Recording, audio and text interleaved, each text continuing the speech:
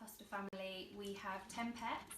They are 3 Westies, Saffron, Belle and Beau, 5 tortoises, Herbie and Bernadette, Amy and Sheldon and Penny, and we have the 2 rabbits who are Poppy and Daisy. And the fact that there is several dogs I find really helps, because we've got several children and everybody can have a cuddle at the same time and everybody can get that attention really. The children that we've had and young people that we've had have often spent more time with the dogs initially, because you can have a chat if you want to chat, you don't get quizzed, you don't get asked anything, and they're just lovely company.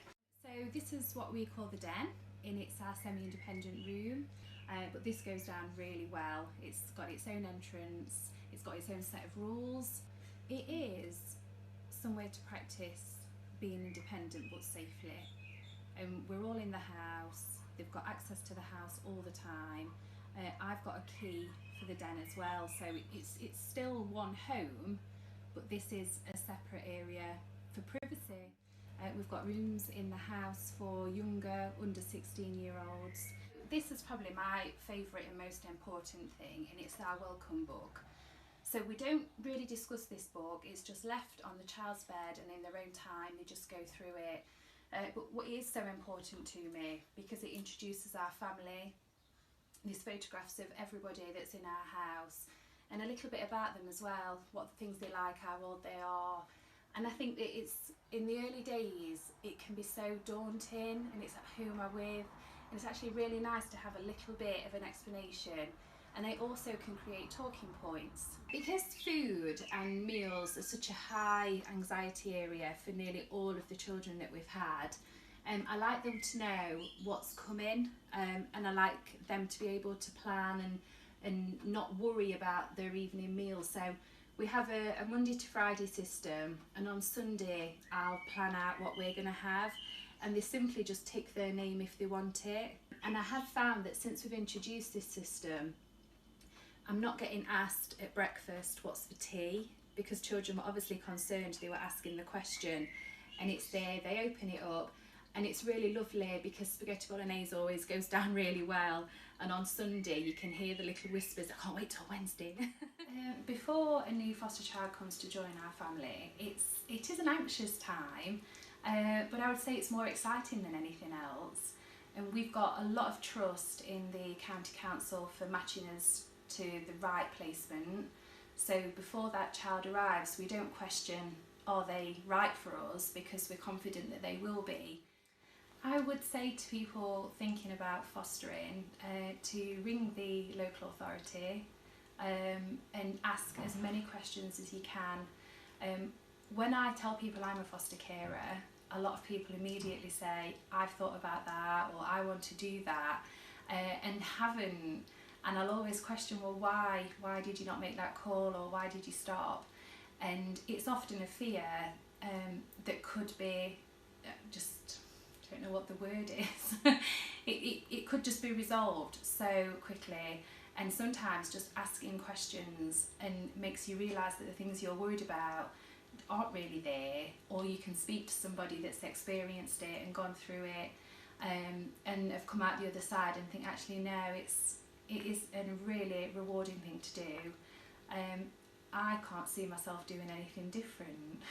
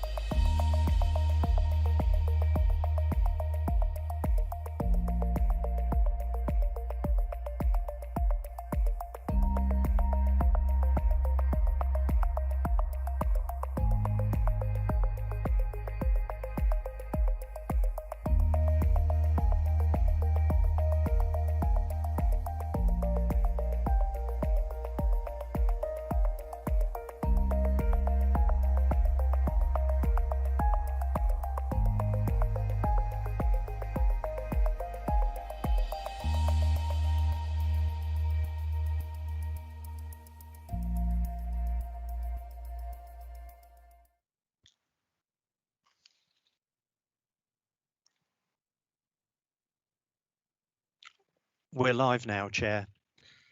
Thank you very much, Mr. Barker. Good morning, all. I am Councillor Eric Kerry, Chairman of the committee, and I'd like to welcome you to all to this meeting of the Nottinghamshire Pension Fund Committee, which is being held remotely, broadcast live and recorded for publication, with the majority of members joining the meeting from their own homes. As well as myself, the other members present in the meeting today are Councillor Stephen Garner, Vice Chairman, Councillor Roger Dare, Councillor Chris Barnfather, Councillor Tom Hollis, Councillor Sheila Place, Councillor Mike Pringle, Councillor Francis Purdue-Horan, Councillor Paris Emiridis, Councillor Graham Chapman, Councillor David Lloyd, Councillor Gordon Moore, I think maybe joining later, Mr. Chris King, Mrs. Sue Reeder, Mr. Terry Needham. Our independent advisor of the committee is also present, Mr. William Bourne. And we also have the following officers present today. We have the Group Manager Finance, Strategy and Compliance, Keith Polframan, the Group Manager Business Support Centre and Employee Support Centre, Sarah Stevenson, Pensions Team Manager, John Clues, Senior Finance Business Partner, Tamsin Rabbits, Investments Officer, Kieran Guilfoyle, and the Clerk to the meeting, Peter Barker. Excuse me. Today's meeting will be held in line with the new requirements of the Coronavirus Act 2020. Please do bear with us if we experience any technical issues. If we do lose any members from the call temporarily, then officers will seek to assist in getting them reconnected as soon as possible, hopefully without the need to halt proceedings. Officers will inform the meeting if they are unable to rectify the problem and if we need the meeting to be paused or adjourned temporarily. Could I ask that all those at the meeting please mute their microphones unless they're speaking? Can we please try and do that all through the meeting so we don't get any reverberation, feedback, etc. Thank you very much for listening to that those long opening remarks. Item number 1 is the minutes of the last meeting, which we held on the 10th of December 2020.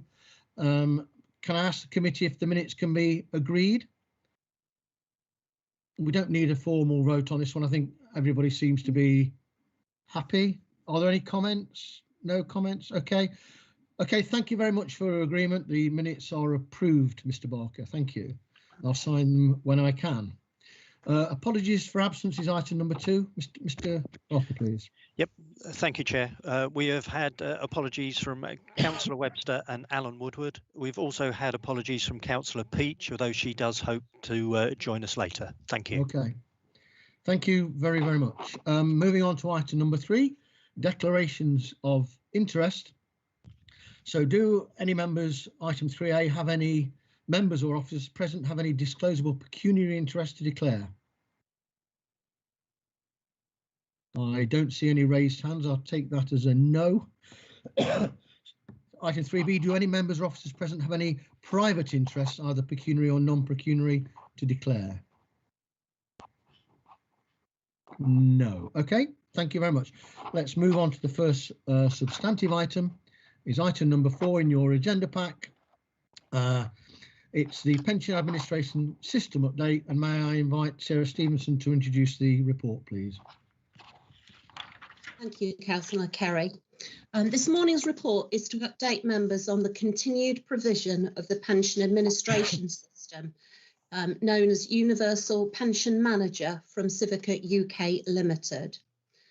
The provision of a pension administration system is business critical and supports the Pensions Office to meet its administration obligations and statutory requirements.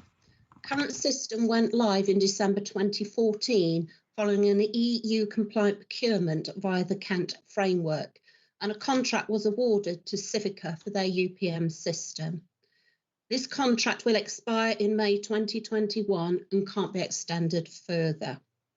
The UPM system is used within the Pensions Office to produce benefit calculations, letters, reports, holds document images such as birth and marriage certificates, manages workflow and maintains data for individual members and scheme employers. Committee are aware of the transformation programme that is running within the Pensions Office, and UPM is a vital component in the delivery of that programme. The pandemic and remote working has highlighted the benefits of digital services, including increased automation, enabling UPM to process straightforward casework and enable staff to concentrate on more complex cases and other areas of work. The Pensions Office have worked with procurement colleagues and considered all available procurement routes and completed an options analysis. The outcome has been to award a contract to Civica via the Crown Commercial Services Data and Application Solutions Agreement. This procurement compliant process allows a direct contract to be awarded where a system is already in place and would attract very high costs of change. The award is for 5 years with an option to extend for a further 2 years at the administering authority's discretion. Costs of the system are a legitimate charge to the fund, and the cost will be covered in the exempt element later in this meeting. The elements of the contract are detailed in paragraph 14 and include a relicensing of current modules and licensing of additional modules to support the transformation programme. Professional services days covering training, consultancy, project management, and the annual support and maintenance costs for the system. The recommendations of this report are that the award of the contract to Civica be endorsed and that committee consider whether there are any actions they require in relation to the report. Thank you. Thank you very much, Sarah, for your introduction to the report. I'm going to formally move the recommendations on page 8 of the agenda pack. Do I have a seconder, please? And I'll second that and reserve the right. Thank you very much, Councillor Garner. I'd just like to say that the work that's being done in terms of our transition, I think is going really, really well. Thank you very much to yourself and your staff, Sarah, for doing that. This is a very important part in achieving the longer term objectives, obviously, of transition, and also in terms of continuity. The 5-year length of contract, I think, is important, so that you have that stability in place to enable you to get on with the detail. So thank you very much for that. I'll now open the floor to debate. Do any members wish to comment, please? I think Mr. Needham and Mrs. Reader have both got their hands up, Chair. Okay, thank you. Terry Needham, would you like to comment first, please? Only a very quick one, Chair. Can you just tell us how many of the local authority pension funds use this system? Is it universal or is it just 1 or 2? Yeah. Sarah, do you want to come in on that? I think there's a couple of main. I think there are a couple of main suppliers, aren't there, in the market? So yes, yeah, there are really 3 main suppliers in the marketplace: Civica UK Limited, Haywoods, and Equinity. And between Civica and Haywoods, it's pretty much a 50-50 split on the number of members across schemes that each of those suppliers has as a customer base. So Haywoods may have more customers, but the total volume of members across those 2 suppliers is roughly the same. Does that answer your question, Okay. Terry? Yeah, that's fine. Thank you very much. Okay, Sue Reader. Thank you. Thanks, Sarah. So just a comment and a couple of questions, if I can, please. Of course. So in terms of the comment, I mean, it seems like a very pragmatic approach given the transformation programme, the timeframes involved, and also the pressures that people will be working under in a remote working environment as well. So I support the recommendation. Just had a couple of questions. The first being, should you want to look at changing your system in the future, how far in advance of the procurement would you need to be doing that assessment and consideration and bringing something forward as a recommendation? And then secondly, I was just interested to know what your relation with Civica is like in terms of the support they provide and any consultancy you need and how well that's going. Thank you. So I'll answer the first question there about the system and the time frame.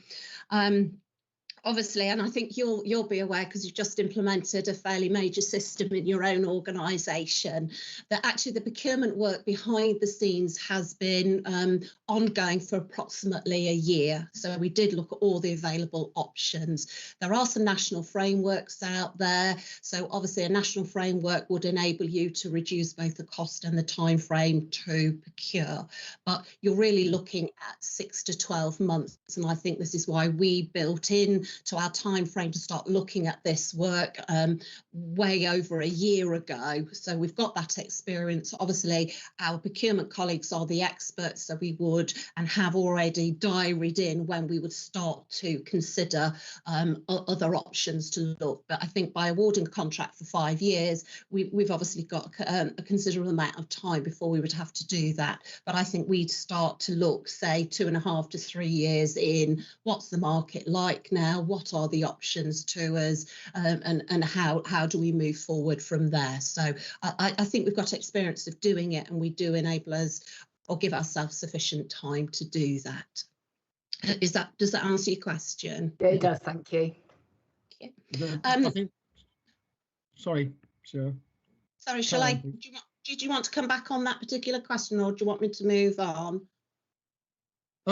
Just carry on, please. Okay. So your second question, Sue, was about our relationship with Civica.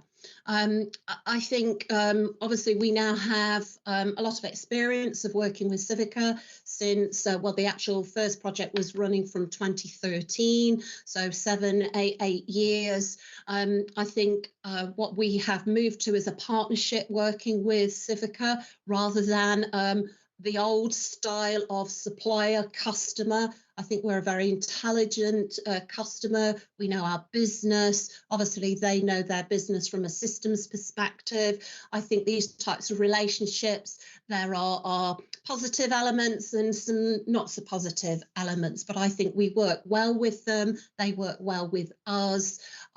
We have a monthly account meeting, so we get a monthly account report where we do track any tickets that we've raised with them. We've got a piece of work going on at the moment to actually tidy up any outstanding tickets. I think, as you'll be aware, often the regulations change at quite short notice, and government don't always give either admin authorities or system suppliers sufficient time in which to get all of their process and their systems up to date before those changes come in place. So I think with that as almost like the backdrop, I think, you know, we work well with them. Obviously, we're working virtually at the moment, but we do have them on site as well. They, you know, dial into our system. So I think it's a well-established relationship now. But again, with any relationship, there are always some things that are more positive than others. But generally, I think we are, you know, really happy and work well with them. Does that answer your question, Sue? Thank you. It sounds like you've got good processes in place for managing the relationship. Yeah. Thank you. The key thing is to be able to respond to some of those nuances that may occur in the future, and having that relationship to be able to respond quickly, isn't it? So, yes. Okay, I have Councillor Simiridis. Parry, you've raised your hand. Thanks, Chair. Thanks, Sarah. About Civica, working close with Civica as a partner, what is the overall benefit for our pension fund? Well, I would consider that the overall benefit is that they are a specialist in the market. They do provide pension administrations for other local government pension funds. They also provide systems to private pension funds as well. So they obviously have that backdrop of that knowledge. They do sit on some of the national groups as well. So they are representing the software partners and along with other suppliers on national groups as well. So I think, you know, they are known in the market. And their system is used by a whole raft of other pension funds. Okay, thank you.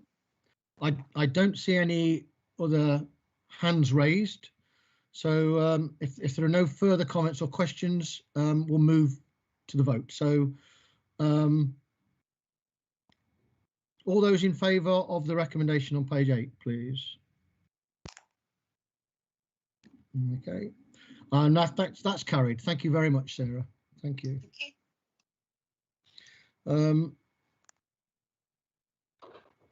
Moving on to item number 5 is our Pension Fund Treasury Management Mid-Year Report 2021.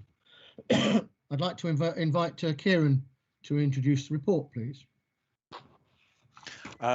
Thank you, Chair. Yeah, I think you can see me now, can you? Yes, we've got you. Right. This item is the first Treasury Management report that we've brought to Pension Fund Committee. Previously, Treasury Management, which covers how we kind of manage the cash balances that the pension fund holds, was all captured under the overall County Council Treasury Management policy, and the routine papers covering that went to Council 3 times a year. But last April, the responsibility for pension fund cash was delegated down from the full Council to the Pension Fund Committee. And as I said, there are 3 reports a year on Treasury Management cash. The first one is the strategy report that the council used to receive before the year started. Then there was a mid-year report to report how things had proceeded as at the end of September, and then an outturn report after the year has been closed down. The first one in that cycle, as far as the Pension Fund Committee is concerned, is the mid-year report for 2021.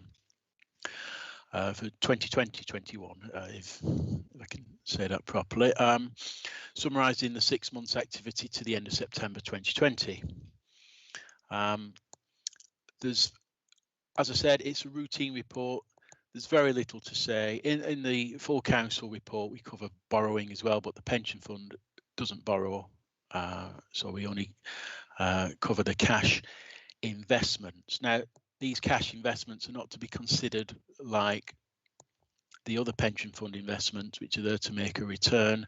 The cash that the pension fund holds is, if you like, in between investments and in between receiving contributions from employees and employers and paying out pensions on a monthly basis. So there's a degree of liquidity in the pension fund, and the Treasury Management policies and practices that we have set up just to make sure that that liquidity is well managed. So for the year to end of September, this report is basically outlining that, as you can see in paragraph 6, the 4 bullet points, all Treasury Management activities were undertaken within the limits agreed by the Council, which those limits relate to maximum limits we can place with anyone, like bank, building society or money market fund. All investments were made to counterparties on the approved lending list. No changes were made to the criteria during the first half of the year. And a specific summary of the first 6 months of the year shows that on average we earned 0.17% interest on our cash balances.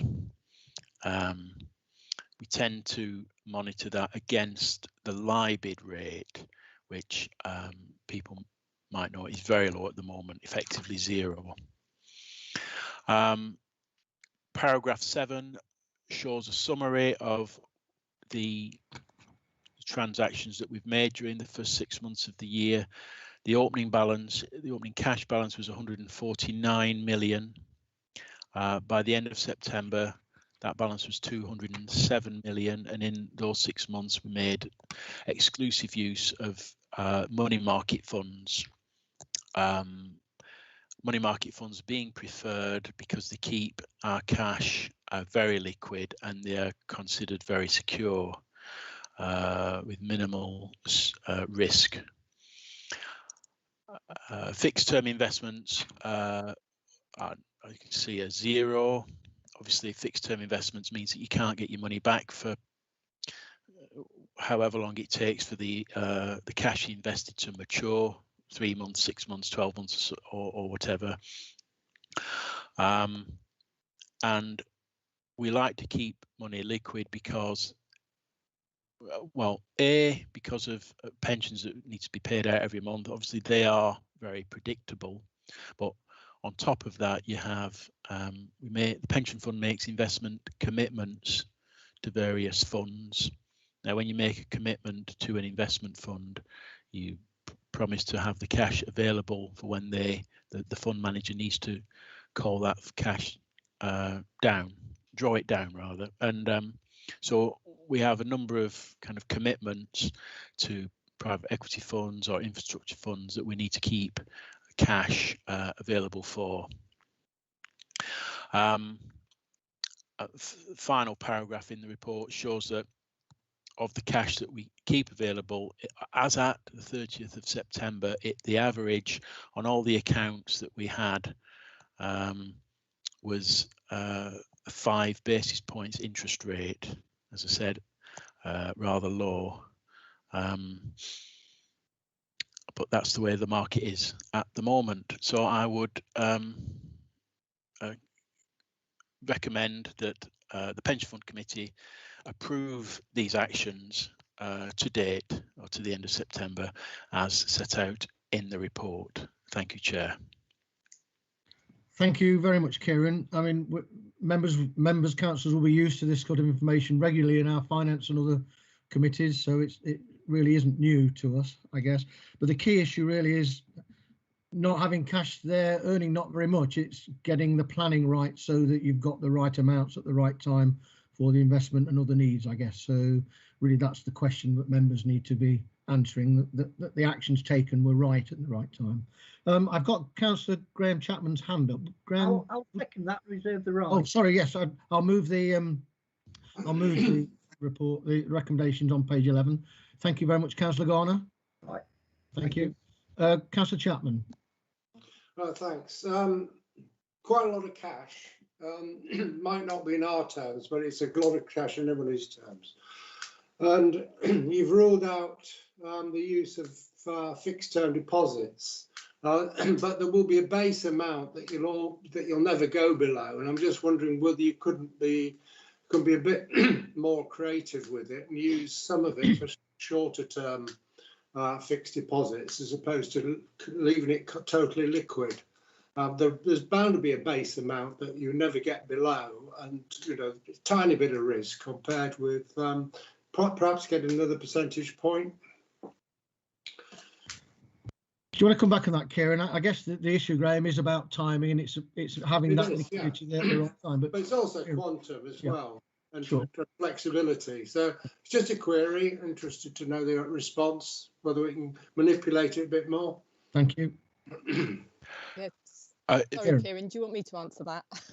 If you want to, Tamsin, yes. Yeah, just to say that the cash has been particularly high over the last year. We've been negotiating particularly challenging market conditions, and actually having that cash has been extremely helpful to us at the beginning when the market dropped and there were other pension funds that were struggling for cash and having to make forced sales. So we were very pleased not to be in that position. One of the issues that we've been experiencing over the last year is that quite a few of our commitments to alternative investments, as Kieran was explaining, a lot of those drawdowns have slowed down, which has increased the size of our cash balance. All of the things you mentioned are things that we are actively considering all of the time, and I would expect that cash balance to reduce to an extent insofar as we can control it once we have approved the new investment strategy, which is one of the reports later, and as more funds become available that we are expecting imminently.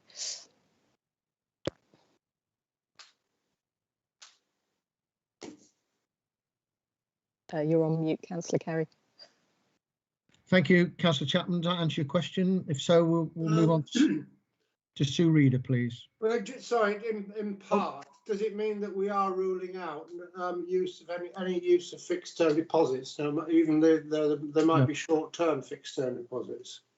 No, we wouldn't rule that out. Okay, fine. I think getting an extra percentage point would not be possible given the state of the market at the moment. But yes, we wouldn't rule out longer term deposits. I said extra percentage. I mean a percentage of a percentage. Yes, I know it's very hard at the moment. But even a percentage of a percentage on 203 is a few bob. It might be worth having. Okay, thanks a lot. Okay, Sue Reader, please. Thank you. So there's a question really in the context of you having to hold kind of relatively high balances. Have you had any challenges resulting from your counterparty limits and the credit ratings you're required to adhere to? This might be a question for the next agenda item, but just the discussion about the limits, the cash balances prompted me to ask it now. We have, sorry, would you like me to answer that, Yes, Chair? please. Yeah, we have so far managed, we have very, very strict criteria, and that is something we have to keep under review as to how much capacity the funds have had. An additional complication that wasn't mentioned previously is, of course, that we hold the cash which relates to some of our investment managers. So we also need to make sure we have cash available for if Schroders are keeping money in cash pending investment. So that's part of the balance as well. Okay, thank you. Okay, I have Tom Hollis, Councillor Hollis. Thank you, Chair. I think my concerns really were on the same wavelength as everybody else, but particularly I relate myself to Councillor Chapman's comments. It does seem particularly high, the cash amount. I mean, I can't support this this motion just based on that one fact. I mean, when looking through all the pension committee reports across the country, we're an outlier in the amount of cash that we hold in the bank, and particularly bearing in mind we're getting absolutely nothing for that return when there is other investment opportunities out there. I appreciate that's obviously in the next agenda item, but it doesn't seem correct to me, and we've seemed to have been overcautious, which frankly is just as bad as being risque. You know, we're meant to have professionals running this fund, and they should be able to find a more appropriate balance than what the balance we currently have found, which of course has cost us money by not investing. And that's the pensioners, that's the staff of this council, police officers, firefighters, district council staff that have now had their pension fund less money in it due to the decisions made here. So that's my personal concern here, and that's the reason I won't be supporting the item today. Thank you, Councillor. Tamsin, do you want to come back on that in terms of any of those amounts really that Councillor Hollis is challenging? Only to make the observation that the market has been very volatile over the last year, and the money that we've had in cash has not gone down, whereas some of our other investments at various times have, and we need to take that risk into account as well as looking at the returns. Okay, thank you. William Bourne. William, you've hands raised? Yeah, just a point of information really that the other funds I'm aware of have all got very high cash balances at the moment for exactly the same reasons as Tamsin's been saying. I don't think we're particularly an outlier in that respect. Thank you very much. Do we have any more questions or comments, please? Yes, Mr. Chairman, I'd like to come back on what Mr. Bourne said there. I mean, if I may, just very briefly. Very brief, please, Tom. You've already had a chance to speak once. No, of course, and I appreciate it, but I think it's important to get clarity. When you've got one officer, Tamsin, only moments before telling this fund that other committees and other pension funds have found themselves in difficulty, and then for Mr. Bourne to then come and contradict her, what is the information that we're being given? And obviously, Mr. Bourne's been known to make a number of misrepresentations to this committee over the years. And I think actually I'd like to clarify, who are we listening to here, Tamsin Rabbits or William Bourne, because they've just contradicted each other in the two statements they've made. Councillor Hollis, we take advice from experts across the pension fund Tamsin is responsible, the departments are responsible for managing that money. William's comment is a general comment about the market and everything else. So I think they're both valid. Tamsin, Nigel Stevenson, would you like to come in? Sorry, Nigel. Yeah, sorry, Chairman. It's not very nice of Councillor Hollis Absolutely to refer to officers as being unprofessional. Yeah. Thank you very much, Mr. Stevenson, for your point. Tom, you do need to be very careful in what you say, otherwise I won't give you extra chances to speak. I'm very sorry, Chairman, but Tom, that's enough. Thank you. I'm going to move. Chairman, I've just had my character questioned.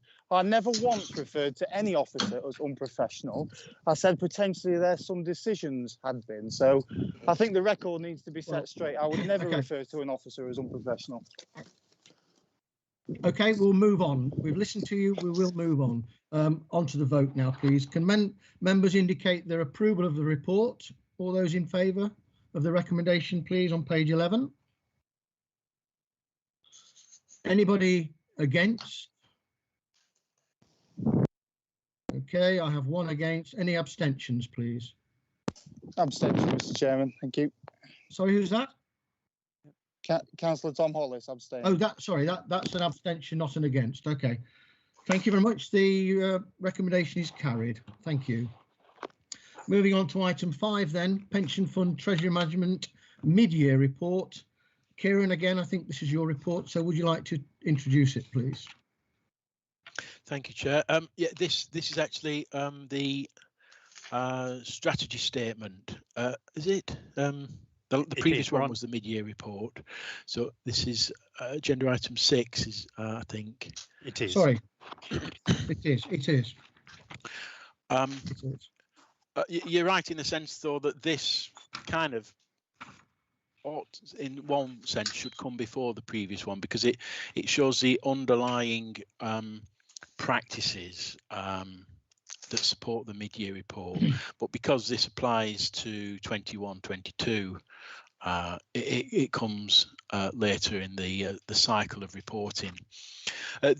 The practices outlined in this report are basically what the Treasury Management team that I'm a member of adopt in order to manage those cash balances previously referred to, and it focuses on the two main risks really in cash management.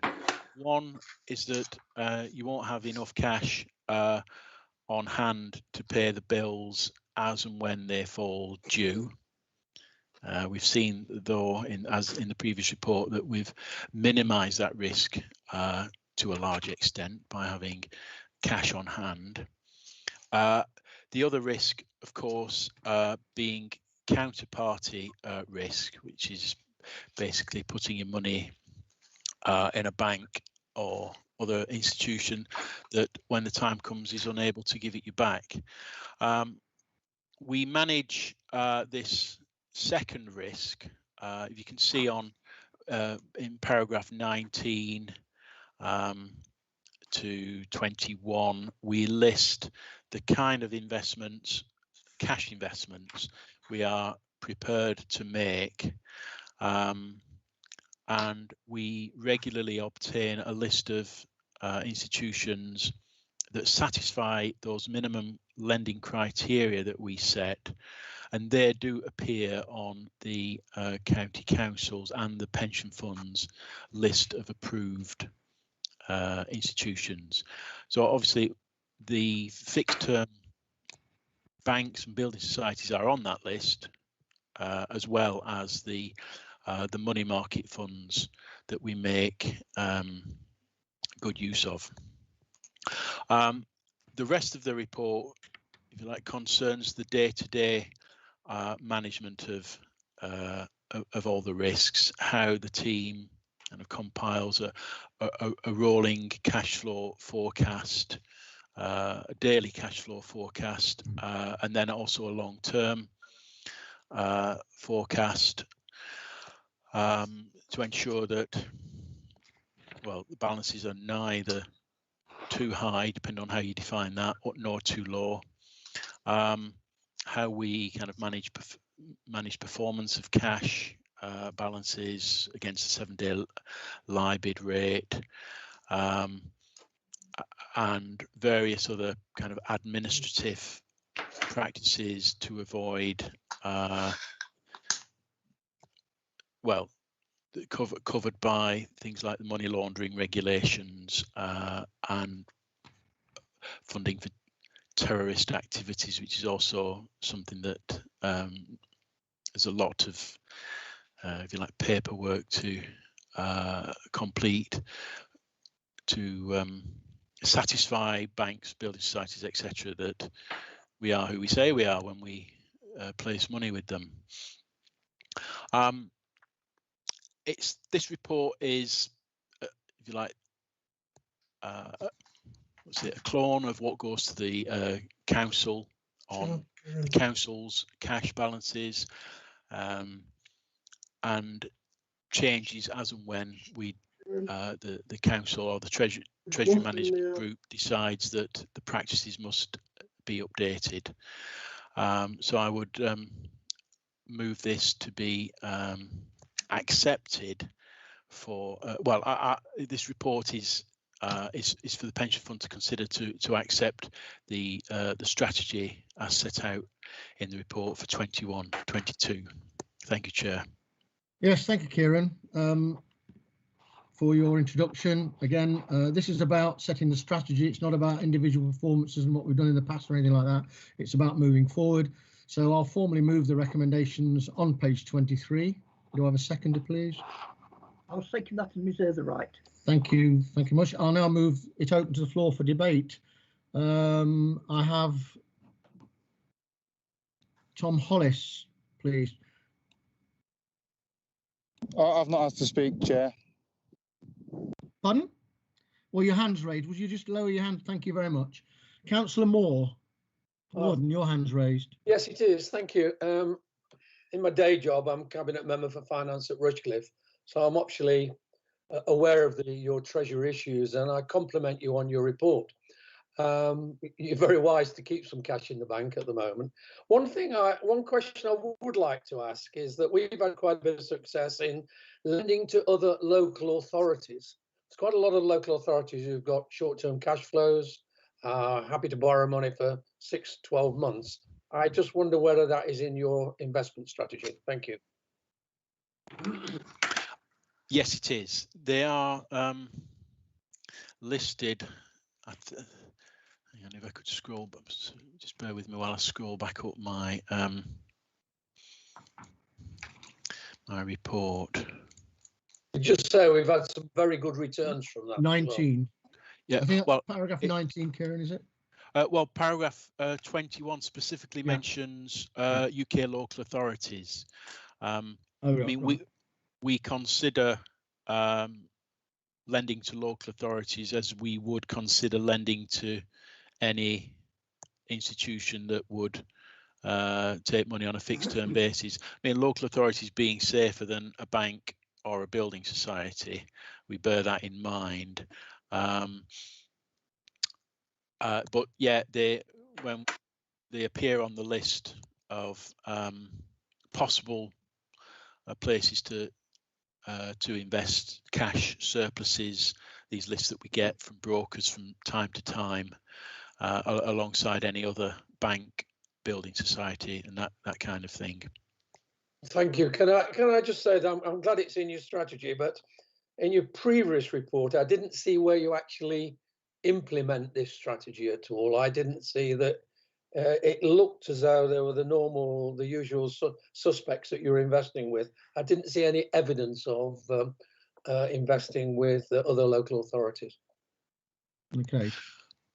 Well, we haven't specifically invested in any local authorities in the first 6 months of 21-22. I mean, they are on the list of potential places to place cash surpluses, but for the same reason that we've not made use of fixed term investments with banks and building societies, we've not made use of local authorities to place cash surpluses with. but they are on the list of potentials. Okay, thank you very much for that. I would say that, well, from our smaller experience, it is a valuable tool to use if, as Councillor Chapman and Councillor Hollis have been saying, we could earn a few bob more. So maybe you would consider them. Thank you. I'm sure that they will be considered, but it's also about what's on offer at the time and what rates you can get. So I'm sure that's taken into account in the strategy. Terry Needham, please, your hand's raised. Thank you, Chair. Yeah, just on the cash flow forecasts, how often do you update them and how accurate are they? Well, we have two cash flow forecasts. The one that we make use of daily is updated daily. We get notification a few days in advance of specific payroll runs or specific drawdowns made by investment managers. So we're always a few days ahead of ourselves in knowing what cash we need on hand for when the time comes. So the pension fund forecast, cash forecast, is relatively straightforward.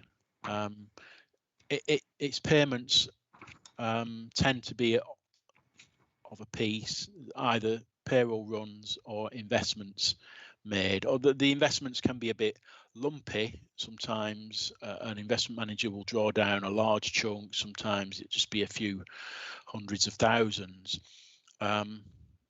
You can't predict them with absolute accuracy, but if you're given fair warning, there's no problem at all. I mean, it's a lot more straightforward for the pension fund than it is for the county council. I mean, we use the same kind of cash flow forecast for them for the pension as them for the pension fund. Now, the county council's payments cover a whole multitude of services, so they're a bit harder to predict in detail, and we have to kind of do our best in using the previous year's pattern of expenditure as the basis for the forthcoming years. But the pension fund cash flow forecast is relatively straightforward and easy to maintain. If that answers your question, Terry. Well, it does, yeah. I mean, if you follow on that argument, though, you could do like Graham suggested and possibly put some more cash into longer term investments if you know what the outcome is going to be. But you know, I don't know. I mean, the issue about that is our investment strategy and our asset allocation on the bigger picture. I think this is to do with very short-term liquidity needed for various. Oh, I appreciate that, Chairman. Yeah, I appreciate that. Do you need to add to that at all, Kieran, or is that a reasonable answer there?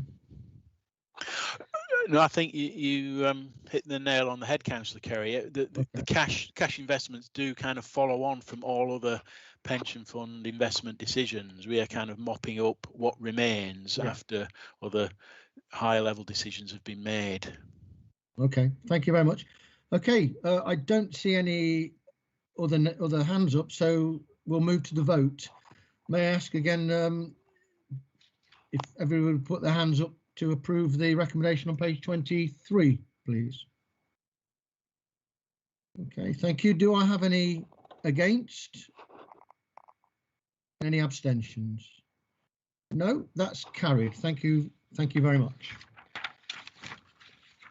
I'll try and get this one right. So we're now on item number 7, which is conferences and training. Tamsin, I think this is your report. Would you like to introduce it, please?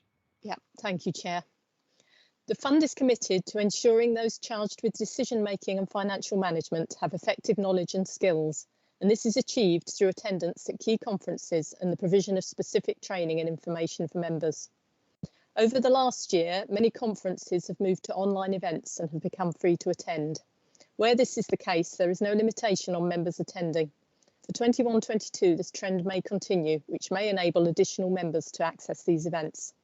Members are encouraged to let me know, please, when they attend such events so the training record can be updated.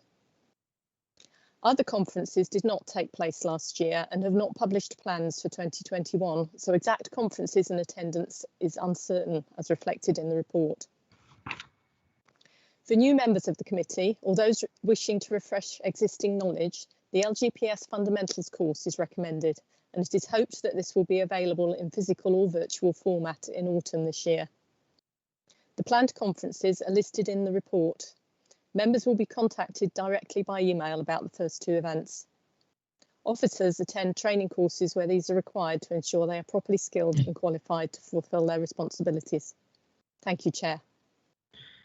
Thank you very much, Tamsin. It's good that we've set out the plan, and good to note also that on some of the conferences here, there are unlimited member availability. So it'd be really, really good to see a lot of members attending. So I'll move the recommendation on page 27, opens up for comments and debate, please. Mike Pringle. Thank you very much, Councillor Garner. Mike Pringle. Thanks, Chair. Just to follow on from Tamsin, in response to the LGPS conference yesterday, I've seen that you were there. Once we've actually registered, are you not aware of that? Have we got to register with you as a separate thing? That particular one, because it was set up as a Teams meeting, I am aware that you attended because I could see all the participants, and Central do share the list. For some of the other conferences, so if, for example, if anybody chose to attend the PLSA investment conference this week, I wouldn't necessarily know about it. There's always a risk when it's a very big conference that I wouldn't notice a name in the list. So it's always safest to let me know. But yes, I had noted that. Thank you, Councillor Pringle. Thank you. Thanks. It's always good to know, Mike. It's always good to know, I'm sure. I don't see any other hands raised. If you have any comments, please scream out now. No? Okay, so we'll move to the vote. The recommendation is to set the training out as per the report. All those in favour, please. Thank you. Any against or abstentions? No. Your report's carried. Thank you very much, Tamsin. That's very good. Okay, item number 8, the working party. Tamsin, again, your report. Would you like to introduce it, please? Thank you, Chair. Members are aware of the well-attended working party in January to discuss the investment strategy. This meeting gave members the opportunity to discuss the investment strategy of the pension fund in detail, and as a result of this, the following recommendations are made to committee. Move to the long-term strategic asset allocation previously agreed for the fund. Make a 5% allocation to a sustainable mandate when available. Set a standard agenda item at the annual review of the strategic asset allocation to monitor climate change science developments. Add consideration of a reduction in the UK listed equity allocations to 35% to the work plan for the July committee meeting. Add a 4% small cap allocation to the Schroders benchmark and consolidate small cap investments under this mandate. Formalise a 65 to 35 active passive principle for listed equities. Increase the private equity allocation to 6.5% to enable further commitment in 21-22, and to change the liabilities benchmark to the actuarial return target. In addition, at the meeting, climate risk training was provided by LGPS Central. Thank you, Chair. Thank you very much, Tamsin. And to all those that attended, it was a very, very good, insightful meeting. A lot of involvement of members, a lot of new stuff learnt. A very, very, very, very intense working party. And actually, I think to come out of that working group with a consensus to put to this committee was a very, very good result. And I would like to thank all the members that attended for doing so and putting their views so that we could come out with a way of moving forward. On those comments, I will formally move the recommendations on page 32 and second it, please. I'll second that and reserve. Thank you, and I'll open it up for questions, please. Any comments or questions about the working party and recommendation? Terry. Just one, Chairman, under recommendation 5, the introduction of the small cap weighting into Schroders benchmark. Just wondering whether that means what I thought it meant, that you were monitoring their performance on small cap companies separately from their normal UK benchmark, because otherwise you won't know whether their UK benchmark is affected by the small cap introduction or not. Yes, Terry. Tamsin, do you want to come in on that? I mean, this is about a wider picture than just the UK. So yes, there's going to be. We have currently got a couple of small cap funds elsewhere. They are focused on the UK and Ireland, and what we are looking for is global exposure to small caps. So there will be a specific allocation within the Schroders benchmark to a global small cap investment. This will complement the individual area small cap exposures within the existing regional benchmarks. So trying to improve the benchmark being closer to the investment we're making in terms of performance management. Councillor Chapman, Graham, I have your hand. Okay. Thanks. It is to do with item 4. I know you did say there's a consensus, and there was 95% consensus. I wasn't too happy on this one. I think you'll probably remember that, because my view is that we should be reducing our weighting in the UK faster than we are doing, and probably I would do it more. And I'm just wondering whether July is quite a long way to be waiting. I'm putting this down as a marker, right? I know I was probably in a minority of 1.5, right? So I think Councillor Pringle may have been a bit sympathetic, but I just think that we need to be a bit more fleet of foot, given what is happening and given some of the risk assessments that are around about the UK economy at the moment. Right, I think it's our duty to be fleet of foot over it. I'll just leave you with that. Okay. But it was a good meeting, and thank you. Okay, you don't want a response yet on that, Graham. I think we all remember the debate very, very well, and your points were very well made. Absolutely. I don't really want to play the hindsight card in terms of what the pound has done and other issues in terms of investment values over the months we've left it. So it's about having really less fluidity in the market to make that decision at the right time. Okay, Mike Pringle, yes, you have your hand raised. Yeah, thanks, Chairman.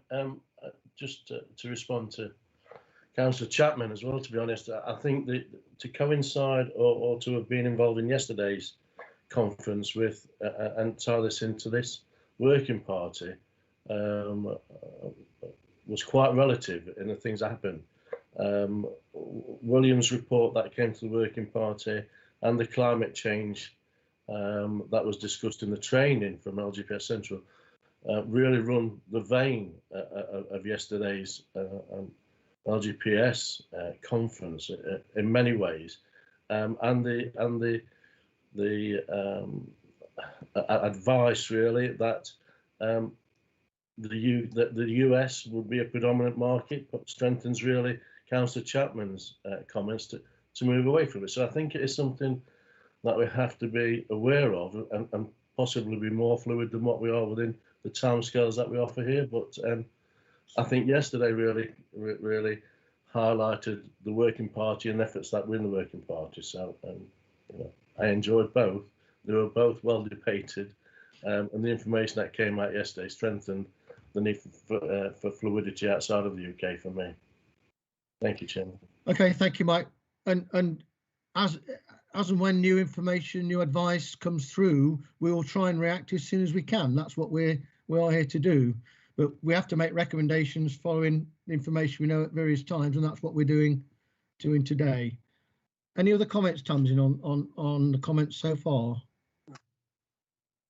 Only to say that some of the other decisions that we have made as part of the other recommendations will actually start to reduce the weighting to the UK. So that will be the first step of the process.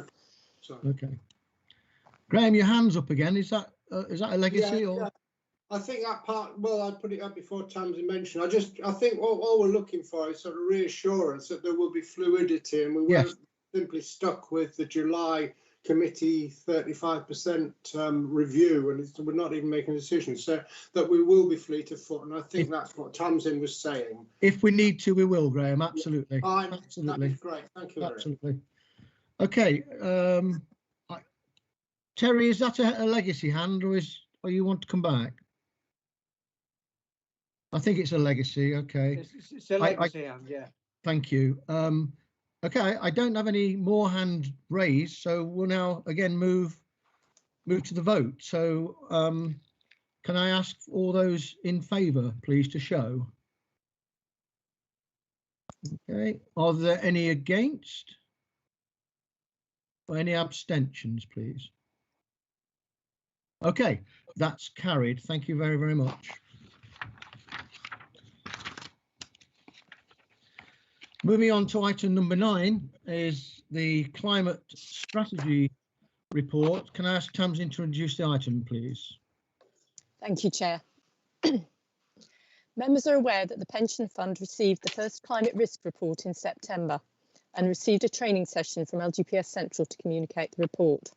The climate risk report was issued to the Nottinghamshire Pension Fund with a number of recommendations which have become the Fund's climate action plan. As part of this plan, the Pension Fund agreed to develop a climate strategy. The document's objective is to explain the Fund's approach to addressing the risks and opportunities related to climate change. This document is consistent with the final recommendations of the Task Force on Climate-Related Financial Disclosures. The climate strategy will be reviewed on an annual basis, at least. The strategy includes a high-level climate stewardship plan. The annual stewardship plan for 21-22 will be presented to committee in April. The creation of a climate strategy is just one part of the work the Pension Fund is doing to mitigate the financial risk of climate change. While this work is ongoing, the Pension Fund will continue to implement its long-term strategic asset allocation. This includes an increasing allocation to infrastructure investments, a significant proportion of which are in clean energy, and a gradual reduction in equity investments. Within our equity investments, we are looking at a number of low carbon and sustainable funds. Over time, our exposure to fossil fuels is likely to reduce as a result of these asset allocation and diversification decisions. The Pension Fund will continue to monitor and manage all financially material risks to which it is exposed. Thank you, Chair.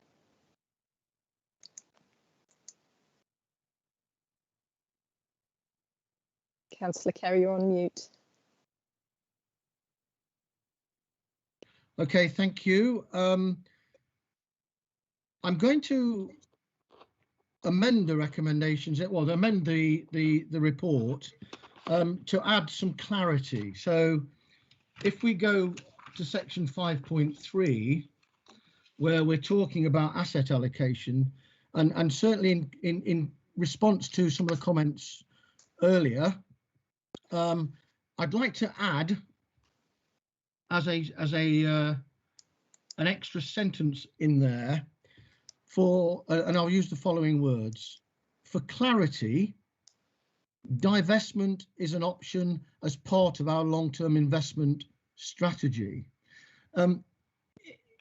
People may say that we're not looking at divestment as an option. We've done for a long time. It's been involved in the working group. We've had lots of expert advice. We've had lots of opinion, etc. So I think we have to be clear and make it clear in this document that we're not saying that divestment is not an option. It can be an option, but it has to be at the right time. We do recognise climate change risk, and with the help of LGS Central and committee members, we've examined all the facts. We understand what that means for the fund. We've got a risk assessment for climate change. I know it's not full, it's not complete. There are other options we're looking at and we will look at in the future.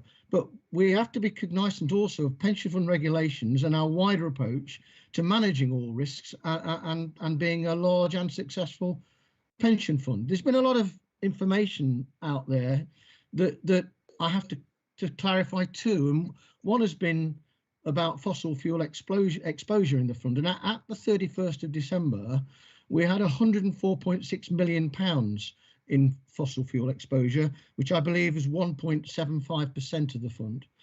We also have investments in renewals and sustainables at that time, which I think was over 115 million, which represents 1.93% of our fund, and we have more committed that we're putting money aside to add to those investments in the future. So divestment is an issue, divestment is an option, but it's also an act of excluding companies from the investment universe and the impact you have. The fund does not currently have exclusions for any reasons. Exclusion has a number of considerable disadvantages, which in my view make it unsuitable approach for the fund to adopt as a response generally to ESG concerns.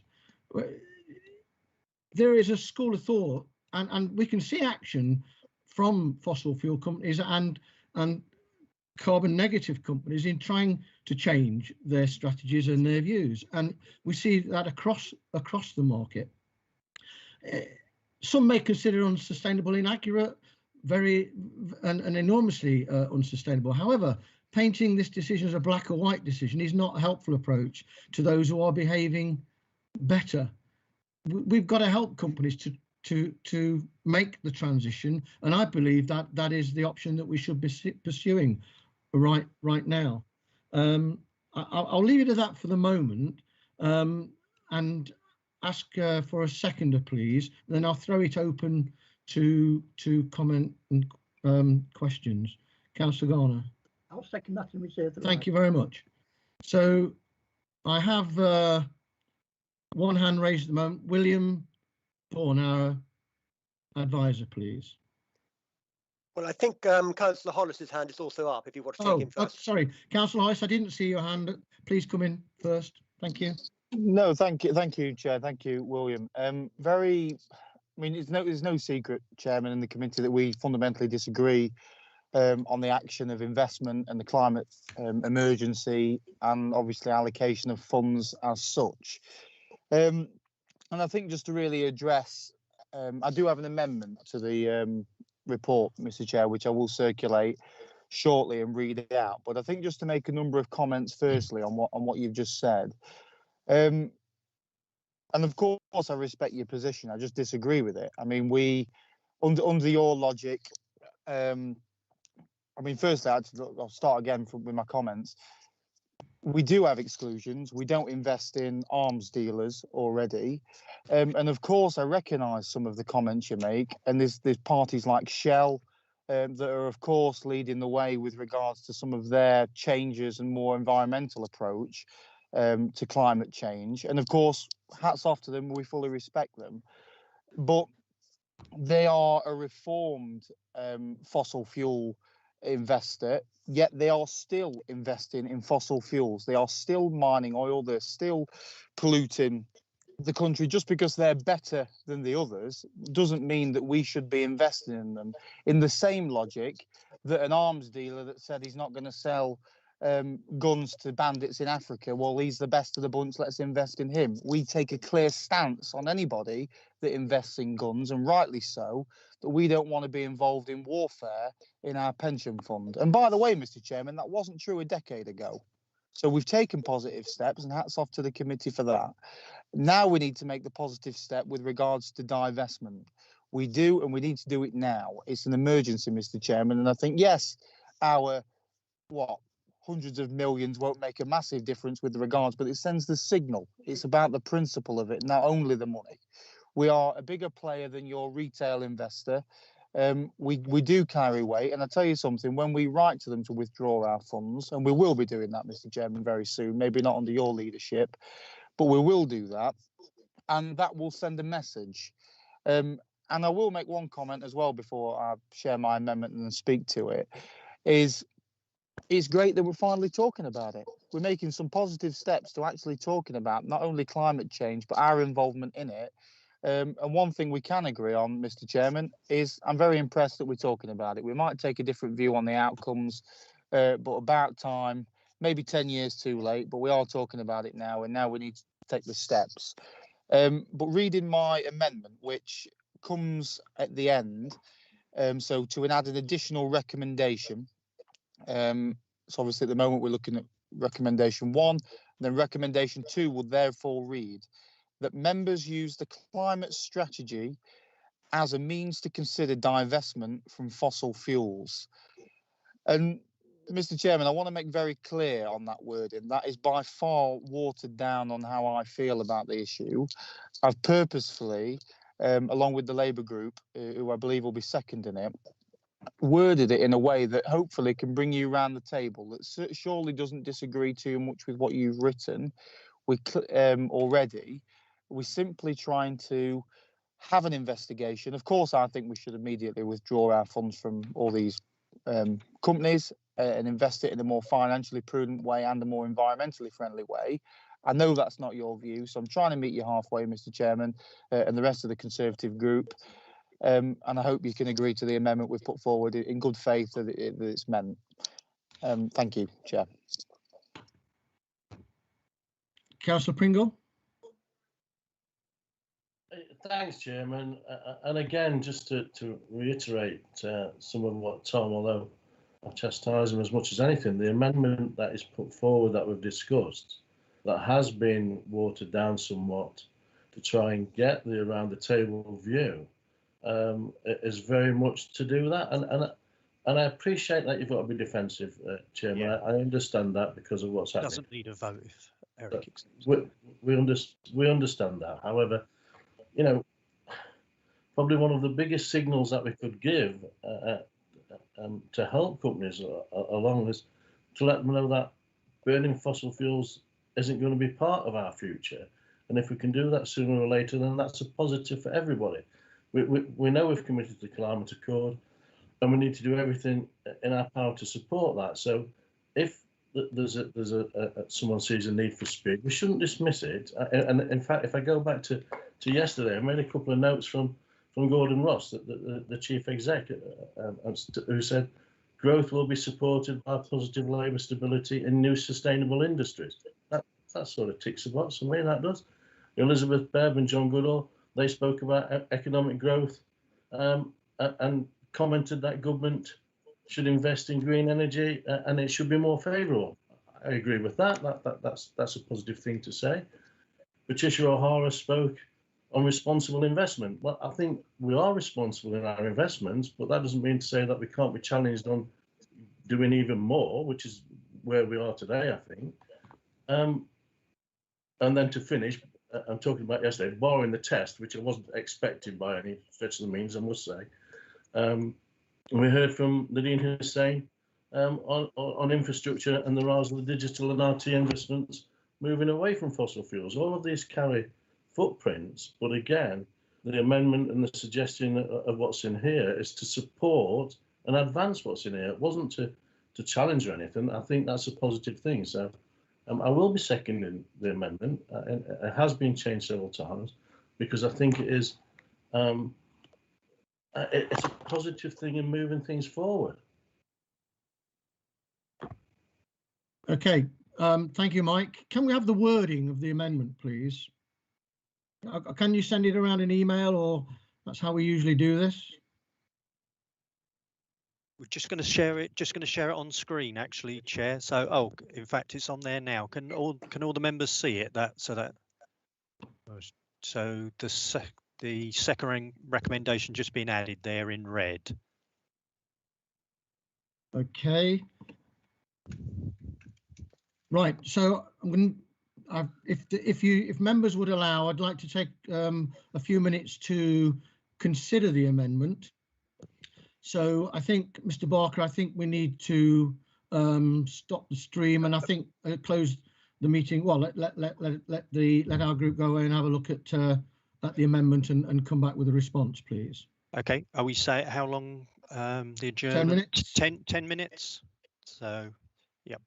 Okay, we have a 10-minute adjournment. Yep. If we could cease the YouTube broadcast for 10 minutes.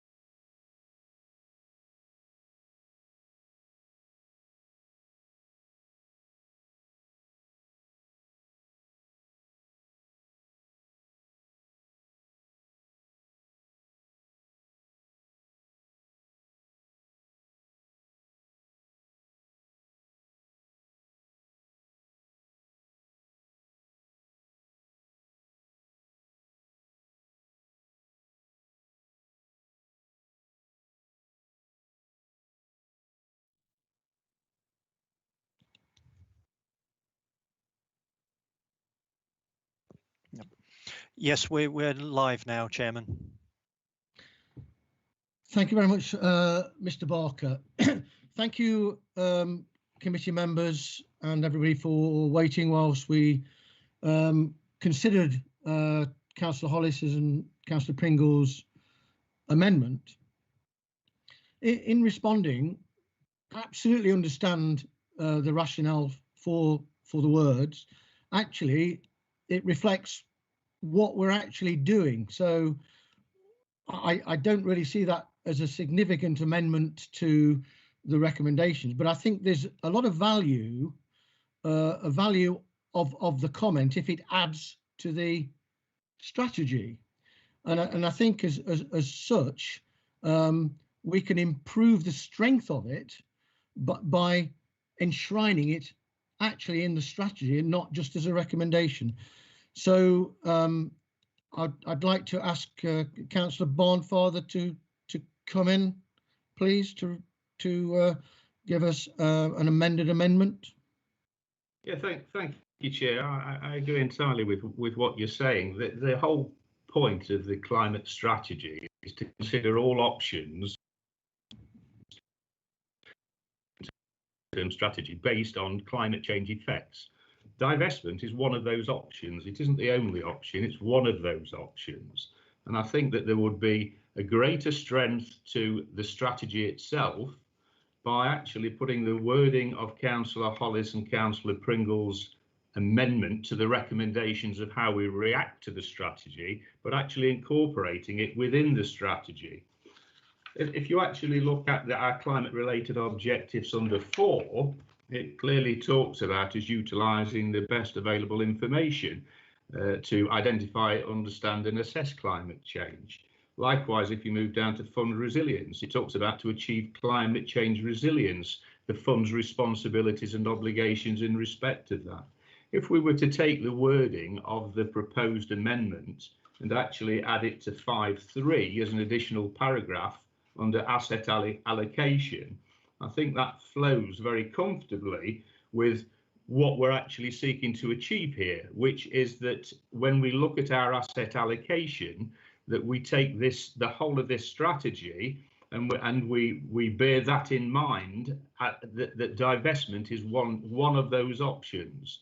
It means that the recommendation in the white paper as to the overarching strategy remains the same, but it incorporates the theme, and I think it is a word that's missing from the Yellow Pages strategy, the word divestment.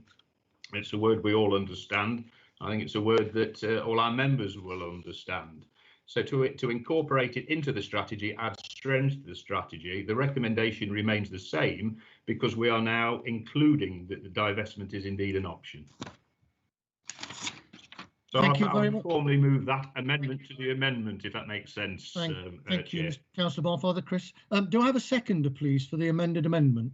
Yes, Chairman, I'll second that and support what Councillor Barnfather has just expressed. I think that fits in that place quite well. Thank you very, very much. Can I ask Councillors Hollis and Pringle to come back on our amendment, please? If Councillor Pringle's happy, I'll come back first. Well, of course, Mr. Chairman, I disagree. I welcome the fact that we're talking about it, and I welcome the fact that finally people like Chris Barnfather and finally people like yourself have started to use the word divestment. And of course, I welcome it being in the Yellow Pages, and actually agree with some of the comments that Councillor Barnfather made. However, under the same logic, I don't really see why we can't do both. I don't see why we can't include it in the Yellow Papers and then include it in the recommendations. And to pick up, I've just had the chance during the break to listen back to the YouTube video of what you said during your comments, Mr. Chairman. And you used the phrase that divestment isn't now. We shouldn't be doing it now. Well, Mr. Chairman, I hate to point this out to you, but people like Mr. Attenborough, people, very respected people across the country are now saying we're past the point of human activity taking the climate beyond repair. So if we're not acting now, when the hell are we going to act? And actually, to not look at divestment as a front and centre corner piece of our investment strategy is simply wrong. It's simply unethical, and it's actually financially not sensible. Let's just look at the facts. We'd be more financially better off by divesting. So that's the comments I make. I'd like to listen to more of the debate, but so far, Mr. Chairman, I'm slightly frustrated. And Councillor Pringle will talk that me and him have had many Barneys over the years, and we've tried to find a common ground with this amendment, because of course mine and his position is different, but of course on similar lines. And we tried to word the amendment that not only fitted with the Labour group and the Ashfield Independent group's perspective, but actually tried to word an amendment that you could agree to. And what you've tried to do, I think, is just nothing more than playing politics and slightly frustrating. And I did think better of you, frankly, Mr. Councillor Kerry, but it's frustrating. But I am welcomed broadly that you are finally speaking about divestment. And I'll leave the further comments to Councillor Pringle, who no doubt will share my frustration. Thank you. Mike, would you like to come in at this stage? The voice of reason enters the room. So look, we've actually picked up on something that wasn't in the report, which we've used to enhance the report. There's no reason for it to go into the report in detail. Let's put it as an amendment. Let's make sure it's part and parcel of the amendment. Let's all support it, because putting it as an amendment or at part, is it part 5, Chris, I think Councillor Barnfather said in section 5. It doesn't do anything other than, well, it doesn't do anything other than what we've already proposed as an amendment. So I'm not sure where we're going with that.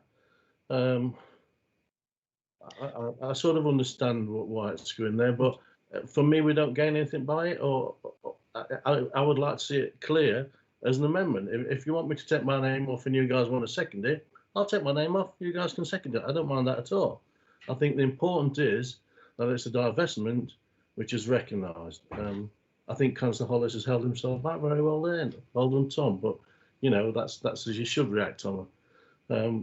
I really would have liked to seen it left as an amendment. I think we've done enough work on this, as well, you know, as well you're aware, to offer something that encompasses and puts its arm around what we're trying to do, without being bombastic and challenging everything all the time. So I am disappointed that it's come to a possible change. And if it is changed, if we do decide to see it as a change, I'd like to see it just to reiterate exactly where you propose to put it. Thank you, because I missed a little bit there. Okay. If you don't, I'll come back briefly to you, Mike, before letting others come in to speak. If you go to the report, it's on page 44, the asset allocation. It's an extra paragraph at the bottom of page 44, and it's a very short, simple statement that actually confirms that we are serious about the climate risk work we've been doing, and we've not just been doing. People are alluding to us only just starting to do this. As you know, we've been looking at this for a number of years as a member of this committee. So I believe it adds more strength in the strategy, because what people are going to be reading in the future on the website is the strategy. They're not going to be reading the minutes of this committee where you see that in the recommendations. It's the strategy document that goes on the website, goes to all the authorities, and it's explicit that sentence is part of our strategy and adds a lot more weight. So I think it's much more relevant and important than leaving it as an amendment to a recommendation for a decision for a vote. I think it really is, and I take advice of others on that before we make that decision. Okay, I can only see Mr. Bourne, William, at the moment with your hand up. Yeah, I mean, I fully appreciate that the council, the pension fund committee here is trying to come to something you can all get round. But as your advice, I just want to kind of distinguish two kinds of divestment. One is divesting on a targeted basis from an individual company, let's call them Exxon, and that absolutely should be part of a toolkit. The second is a blanket disinvestment from all fossil fuel companies. And I think that, and I'm not the only people, I think that has some significant risks for this fund, and that's why I'd like to just address that for a few minutes. And by the way, it's not just me saying that. The United Nations Principles of Responsible Investment, the team behind them, they're quite open to the fact that if an investor wishes to disinvest, that's fine. But they do also say that it's not the most effective way of actually managing the risks of transition. Very quickly, why? 3 reasons. Why blanket disinvestment is not effective. Obvious one, you're not, by selling shares, removing capital from a company. The company will carry on. You may be sending a signal, but that is all you're doing. Second reason, again, pretty obvious. Once you sell your shares, your chance of actually getting that company to change its behavior is very limited. And we've mentioned before in this meeting how actually, and I give credit to some of the activists over the last 10 years for doing this, shareholders putting pressure on the BPs and the Shells has had a very significant effect. Most major oil companies are now targeting net carbon zero by 2050. Shell and BP are saying they're trying to reduce carbon intensity, i.e. the amount of emissions per unit of output, by 45% by the year 2035. So engagement has had some effect. Yeah. The real reason, I think the biggest reason, though, for not adopting blanket disinvestment is the difficulty of knowing who is part of the problem and who is part of the solution. And I would put it to you quite strongly that companies like Shell and BP, even if they don't get to their quite challenging targets, are going to be part of the solution, not part of the problem. Because right now, the biggest issue right now is not generating renewable energy. There's plenty being generated. The issue is getting it to where it's needed. And that needs infrastructure. And these companies are big, well-resourced, and have big experience in delivering infrastructure projects. And that's why I think they're going to be part of the solution, not part of the problem. Now, if that is true, then no rational investor would want to say, I'm not going to invest in it ever. You might not want to invest in Shell today, but at some point in the future, you want to give yourself the option of doing that. And I think that's the real danger in a blanket disinvestment policy, is that you're cutting yourself off from actually the companies who may well turn out to be part of the solution in the future and not part of the problem. And I think it's quite important that that is understood by this committee. All for saying, let's use escalation as a strategy. Let us engage. Let's try and get companies to change their behavior. If they don't, we can set them targets. We can give them deadlines. We can work with other investors. And at the end of that, yeah, let's disinvest if they don't change. But as a blanket policy, I do think it carries dangers. Sorry, I've spoken for quite a long time. No, William, you spoke for not even enough, possibly, because I think there's a very important message for the committee to do here, and that is to let the outside world know that there is a rationale for the strategies we're taking, and a very sensible rationale. And there are obviously different views on that, but we have to look at the long-term view and actually our fiduciary responsibility of paying pensions in the future, our liabilities to all our members. Mike, did you want to come back quickly? Really quickly, and sorry, just to reiterate or to go over something that William suggested. The amendment was to consider, yeah, and to put things at the forefront. Nothing more than that. No one's ever gained anything by bombarding or pulling out of something without discussion. And I think modern day discussions need to be primary. But that needs to be primary in our case in particular. I think one of the important points that were made yesterday at the LGPS was, the subject of actual global funding for green energy. You're talking 10 trillion plus private investment. This is huge figures. We understand all of that. We're not ignorant to the amounts that are out there, but I think we do need to be at the forefront, and I think we should be at the forefront. And I'm not saying, Eric, that I've driven where we are with green energy and supported this and gone against Councillor Hollis in many cases because of him rushing too far. This isn't doing that. The proposal today is a thought about amendment which encompasses the overall idea and strategy of where we think considerations should be kept. Nothing more than that. And again, you know, I didn't really even think that this would actually be, you know, we'd have an adjournment and come back with something else. I thought it was quite straightforward as to where we were. So I'm sure it's nothing that we can't get over, nothing we can't get through, and nothing that won't get brought up again at the moment. So if it's going to go within the report as a strategic point for us to follow, I'd like it highlighted in some way with a bullet point, as we have done in say 5.1, so that is highlighted as part and parcel of our strategy.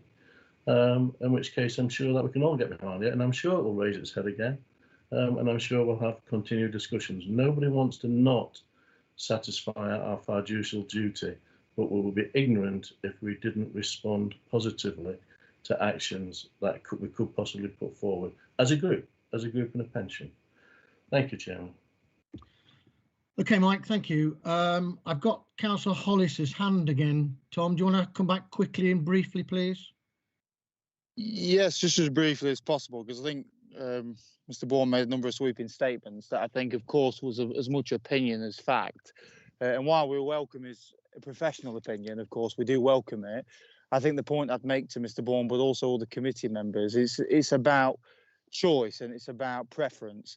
Yes, you can argue, and quite rightly, Mr. Bourne argues that there is certain oil and gas companies, fossil fuel companies that are making better progress than others. There's many that simply deny it and want to continue, and there's many that I would argue for financial reasons are trying to change their strategy, you know, whether that be because governments are now moving towards green energy cars, etc. There is going to be a less of a demand for fossil fuels. So of course, people like Shell are now investing in charging points, companies that operate and design charging points, etc. So we welcome that. However, I don't believe a single penny of taxpayers' and employees' money should be invested in fossil fuels. Anything that contributes to damaging the environment simply shouldn't have a penny of our money attached to it. And while Mr. Bourne will suggest that, you know, well, somebody else will just come on and buy the shares we sell, but yes, it won't have Nottinghamshire County Council's pension funds name attached to those shares, and that's exactly why I would call for immediate divestment. There's no ifs or buts. That's my opinion. And this is where I think what Councillor Pringle just said hit the nail on the head perfectly. I'm at one end of the spectrum, Councillor Pringle's somewhere in between, and you guys are completely at the denial end, clearly. We tried to work on an amendment that you could get behind, and the very fact you've put it in the notes, in the strategy, but not included it in the final recommendations, because as Councillor Pringle said, to make abundantly clear that we were making this step, it is bizarre and nothing more than playing politics. So I do see it slightly frustrating, but I will end on a positive note. I really do welcome Conservative and Mansfield Independent groups' acknowledgement that climate change is now an issue. I would distance myself from the comments you made, Mr. Chairman, about it not being now. It's not just today, Mr. Chairman. It was yesterday, last week. We should have been doing something, if not 10 years ago. And to try and delay this, kick it into the sand, and to clearly, on Mr. Bourne's recommendations, which clearly you're enacting on, to continue to invest in fossil fuels and keep our money in it is an absolute disgrace, and nothing more than that. And I apologise to the committee for using such strong terms, but that's exactly how I feel. And I think the proof will be in the pudding. And I really hope that Mr. Bourne is correct and we are able to influence these people's decisions. I seriously doubt that, and I seriously think the best move we could have taken is to take our funds out of any share that is associated with fossil fuels, and to frankly invest it in more financially prudent ways, which is, as Mr. Bourne will be aware, there's many opportunities out there. But that's the final comments I'll make, and of course it's great that we're finally speaking about this, Mr. Chair, but I'll leave it at that. Thank you, Tom. In terms of the comments I made about divesting now, that was in response to your comments about getting out of all fossil fuel investments now, and I think that would be actually wrong in terms of the returns for this pension fund in the future. Absolutely wrong, and with the wrong outcomes for carbon neutral transition. I think where we are right now is that we've had an amended amendment, and I think we need to vote on it. Because I'm sorry, Chris Barnfather, your hand's up. I didn't see your hand before. Chris, please. You're on mute. Sorry, apologies, Chair. If I may just come back briefly to close on this. Yeah. Councillor Hollis says we've never considered climate change, but the very fact that we have a climate strategy before us, this wasn't a document that was thought up overnight and appeared in the papers miraculously today. Those of us that have attended the working parties, certainly for quite a long time now, have been well aware that it's formed part of our discussions. And I see Sheila shaking her head, nodding in approval, not shaking her head, Sheila. This is something we've been discussing now for a long time, and it's about doing it in a way which is in the best interests of our members with our fiduciary responsibilities. Yeah, I'm coming to that. And a way in which that we can safeguard our members' interests and obviously look to the future, and recognising that climate change is a significant issue. Councillor Pringle made the comments that divestment was missing from the report, or the strategy. Well, we're actually suggesting that we now include it in the strategy, actually recognising that it was missing and agreeing with him on that point. He talked about the need for their strategy to be all-encompassing. Well, that's what we're trying to do by adding the phraseology that we've already alluded to. By it being a separate recommendation in the recommendations in the white papers, basically we're just using it as a blunt tool to effectively direct divestment. By including it into the strategy, especially in the wording, and I think it's very good wording from Councillor Hollis and Councillor Pringle, it's a consideration of divestment as part of the strategy. No, well, if it's part of the strategy, it should be contained within the strategy. It's part of the strategy. It's not a separate entity. It's not a separate tool. It's part of the strategy, the overarching document. And I support the amended amendment. Thank you, Chair.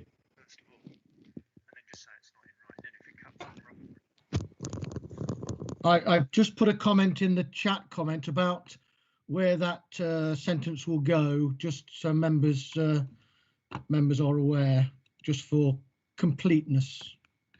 If you want to see that, please, I'll give you a moment to review it. Well, Mr. Chairman, this is a public meeting. I'm aware that members of the public might not be able to see that. So Okay, I don't know if there's a way of getting it on the screen, just so for clarity. That's a good point, Tom. I'll ask one of the officers to do that, if that's possible, please. Yeah.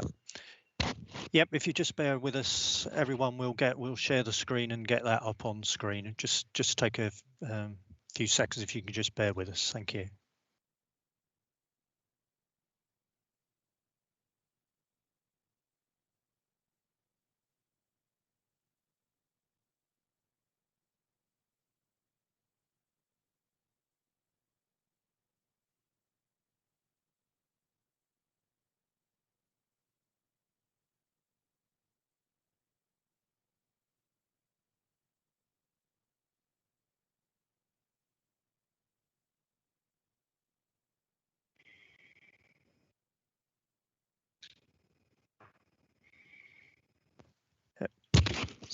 So it's on screen now, members. Hopefully everyone can see that now. Thank you.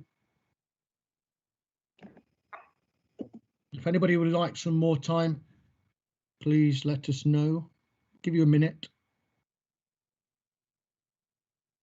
I think we've had enough time, Chairman. I think we need to get on. It's not going to change anything. Yeah. Okay. I mean, it's very difficult Mr. to read Barker, that. okay, Yep. can we have? Yep, thank you, Chair. We'll leave that on the screen. Right. Okay, so I think we've had enough discussion about this. We've had a lot of varying views, and thank you for your contributions. And I think before we vote, I'd just like to say that I believe that a lot of the stuff that we've heard today, has been political in its nature. We're in an election event coming up very shortly, and I think Councillor Hollis, for me, it's clear that by not accepting a stronger amendment, putting it into the body of the strategy, is purely political in nature. So that's that. In terms of summing up, that's my last comment. Yeah. Okay, so You Thanks, got Councillor Chair. Garner. Sorry, Chairman, you got Councillor Garner hand up. okay, yes, please. Thank you, Chairman. I agree this sort of go into the strategy report, and I'll be supporting that. Thank you. Okay, thank you, Mr. Councillor Garner. Just for clarity, Chair, because the amendment has been moved and seconded, we do need to take a vote on Councillor Hollis's amendment first. Okay. Okay. So right. So just for clarity, accepted our amendment. Yeah, so just for clarity, members, I will again for clarity, I will read out the voting members' names and ask for their vote. But this is for Councillor Hollis's amendment, seconded by Councillor Pringle, adding that second recommendation. Okay. So if you can tell me for or against. So Councillor Adair. Against. Councillor Barnfather. Against. Councillor Garner. Against. Councillor Hollis. Can you hear me, Councillor Hollis? For. Thank Yep, you. for. Thank you. Councillor Kerry. Against. Councillor Place. Sorry, Councillor Place, I think you're on mute. For. Thank you. Councillor Pringle. Yeah, for. Thank you. Thank you. Councillor Purdue-Horan. Against. And Councillor Simbiridis. Sorry, Parrot, are you for or against? Are you on mute? For. Thank you. That amendment's been lost by 5 to 4, Chair.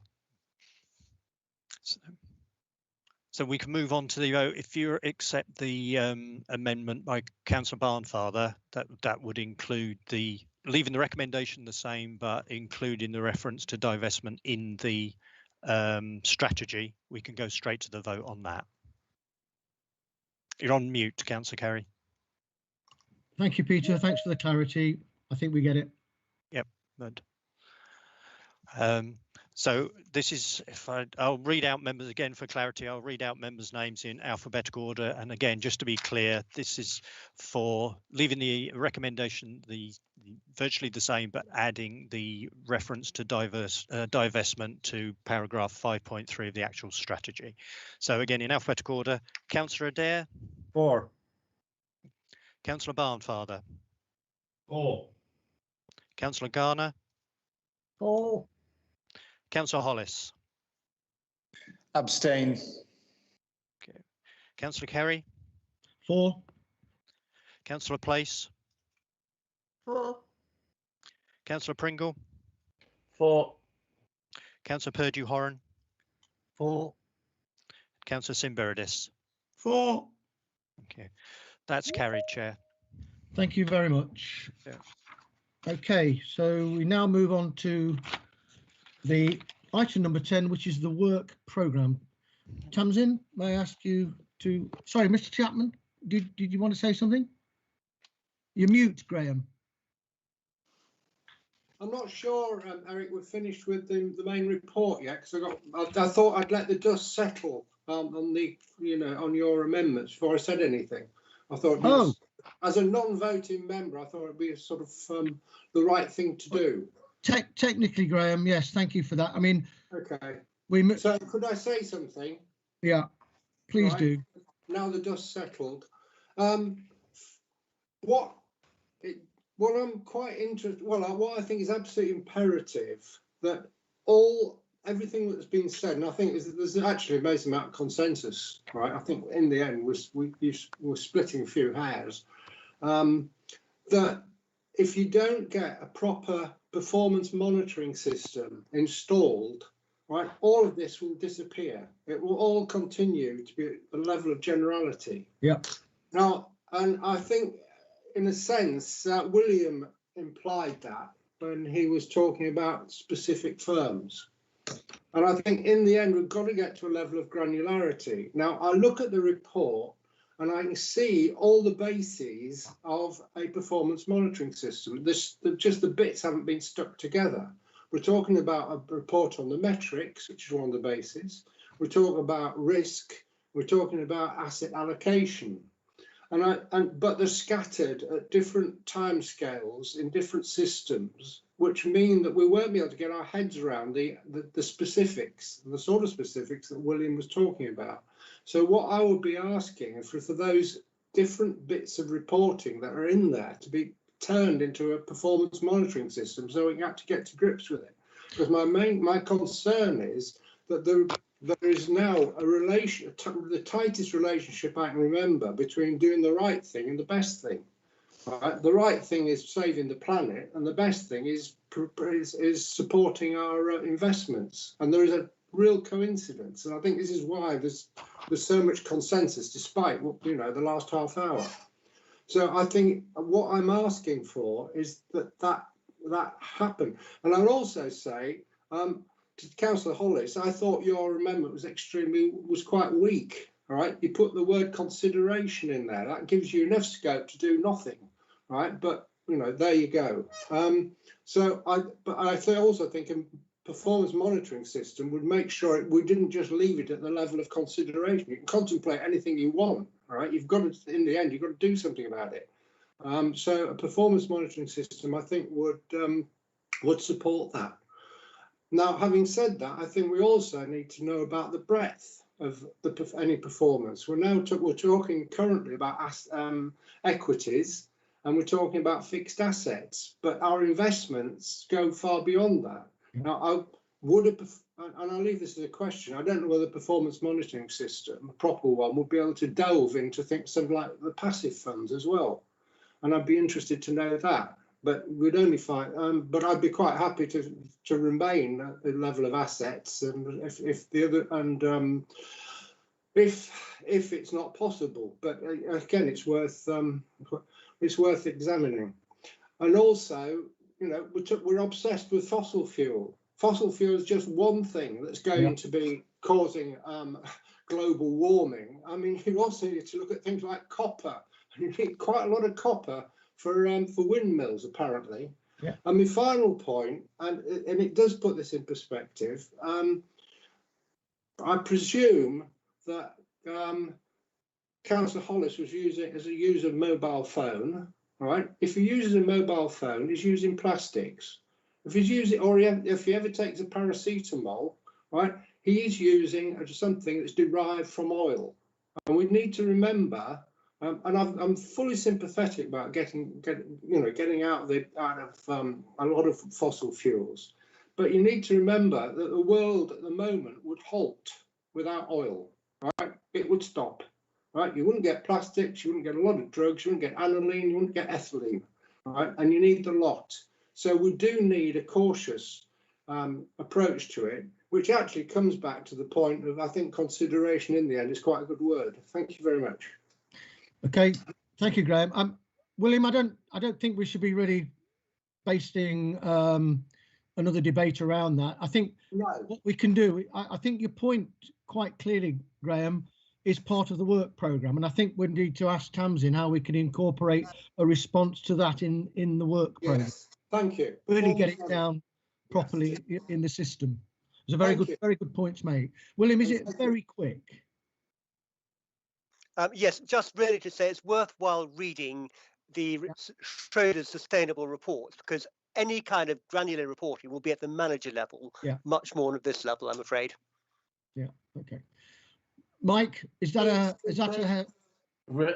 real quick one, just to support what Councillor Chapman's put forward in the monitoring? That's imperative. But in supporting what you were saying with the Working Party, I think a lot of what we do is about learning and teaching. And I think we can be proactive in regards to that as well. Okay. So actually, we have been talking about item number 10, the work programme. Tamsin, do you want to briefly introduce it? We've all seen it and read it. Thank you, Chair. In the appendix, you can see the work programme for the rest of the committee meetings of the current cycle. Following the Working Party report, consideration of a reduction in the UK listed equity allocations needs to be added to the work plan for the July committee meeting. The committee is asked to identify any additional reports required. Thank you, Chair. Thank you, Tamsin. And interestingly, that your comment is in April, a report on the summarising progress of the climate risk action plan. So that's very good. Okay, I'll formally move recommendations on page 48. Do I have a seconder, please? I'll second that and reserve the right. Okay. Following the little brief debate we had a few moments ago, anybody have any further comments or questions about the work programme, please? I don't see any hands. So, yes, so we'll move to the vote then, please. And we'll just show a show of hands. In favour, please? Anybody against or abstentions, please? No. Okay, that's carried. Thank you. Moving on to item number 11, it's fund valuation and performance. Tamsin, would you like to introduce the report, please? Thank you, Chair. This report is to inform the Nottinghamshire Pension Fund Committee of the value of the pension fund at the end of the last quarter and provide information on the performance of the fund. The table in paragraph 7 shows the valuation at the end of December and at the end of September and the value a year ago. The fund investments have increased by 416 million, which is 7.5% since the previous quarter as the market has continued to recover. Within this valuation is 323.5 million of infrastructure investments, amounting to 5.4% of the fund. 5.9% of the fund is committed to infrastructure investments. Paragraph 5 shows a more detailed analysis of valuations by portfolio, and paragraph 7 shows the fund account for the first 3 quarters of 2021 and the full year figures for last year. And to apologise, where it says Q2, that column heading should read Q3. The core index portfolio section reflects the equity market movements over the last quarter. There were no purchases or sales during the quarter. The Schroders portfolio shows the regional analysis of holdings and purchases and sales during the quarter. Near the end of the quarter, an investment was made in the new LGPS Central Emerging Market Debt Fund. ASI have continued to actively manage our property portfolio under difficult circumstances. I'm pleased to report the sale of the properties in Kirby Street, London and the Sprucefield Centre in Northern Ireland. The specialist portfolio shows the composition and valuation of the specialist portfolio and the transactions during the quarter. The section on responsible investment activity summarises some of the responsible investment activity which has taken place during the quarter on behalf of the fund. Thank you, Chair. Thank you, Tamsin. I'll formally move the recommendation on page 57. And I'll second that and reserve the right. Thank you very much, Councillor Garner. So I'll open the floor for debate, please. Do I have any raised hands?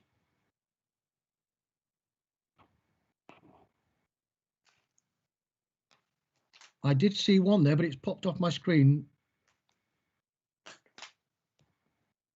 Councillor Moore. It is. Yes, Councillor Moore. Yes, thank you very much, Steve. Yeah, this is an excellent return on the fund valuation. I think I'm a bit of a small-time investor, and I have to say there were some good buying opportunities last year, and I hope your investment trusts and people took advantage of that, and the return has been very good. And I personally am not quite so negative about the UK, but I do see this moving forward throughout the rest of the year. I'd like to ask a more detailed question, and I hope the officers could answer this. I've been asked to ask it by quite a few members at Rushcliffe Council, and it relates to risk and bad debt in the fund. Now, that's something you don't normally deal with in terms of bad debt. The remnants of Robin Hood Energy and the knock-on effect has been quite drastic. The liquidators yesterday publicised that Robin Hood Energy owes £2 million. First, and also with those people who have joined the pension fund, I would imagine they will be moving on to other jobs, bright young people, and they will be drawing money out of the pension fund. My question to the officers is this, and it does affect the value of the pension fund. A, who stands this loss if this money is not paid? Are Nottingham City Council liable for this £2 million? And really, what is the learning exercise for the pension fund taking on what I call quasi-public-private organisations? Because taking these on, there is always a risk factor. Thank you. That's my question. Okay, thank you. Tamsin, are you able to answer that question? I think this might be a question for my colleagues in pensions admin if they're still here. Hi, Chair. It's John Clues. Do you want me to pick up some? I can answer some of that question. Whatever you can, John, please. Yes. Okay. Just in terms of Robin Hood Energy, we have not yet done a cessation valuation on Robin Hood Energy, as we're awaiting to undertake final calculations on a number of retirements, etc. For members of the team. So once we've done those calculations, we will then go to the actuary and seek a cessation valuation for the company. Just in terms of that cessation valuation, the company, when it was set up, there is a guarantee set up for the company, and when companies come into the fund,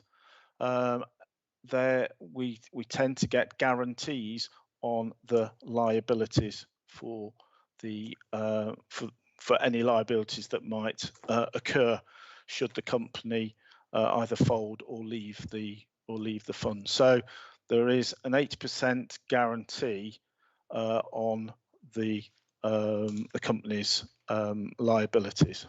So we can go back to the company and to its guarantor and seek compensation against the fund. So that is set up as part of the setup of the company into the pension fund. So there are systems and processes in place, John. There are those issues. Yeah, absolutely. Councillor Moore, you've got a hand. Can you keep it very brief, please, because we're a little bit behind time. Is it relevant? Is it anything new? Well, no, I just want to assume that guarantor is Nottingham City Council, and also, is there a learning point from this with some of these what I call public-private organisations? Because obviously it's a bigger risk than taking on what you would normally deal with as 100% public sector clients. Yeah. Okay. We're talking about specifics here. I mean, I think it's probably best if we write to you, Gordon. Yeah. Follow the meeting. We'll write to you and answer your questions that way, rather than taking up all the different times right now when we've got a big agenda. Okay, that's fine. Thank you very much. Thank you very much.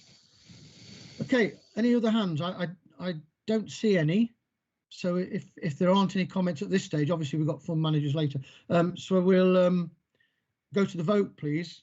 All those in favour of the recommendation, raise your hands. Any abstentions or votes against, please? And I see none. That's carried, Tamsin. Thank you. Thank you very, very much. Okay, so now moving on to exclusion of the public, item number 13. And the committee will be invited to resolve.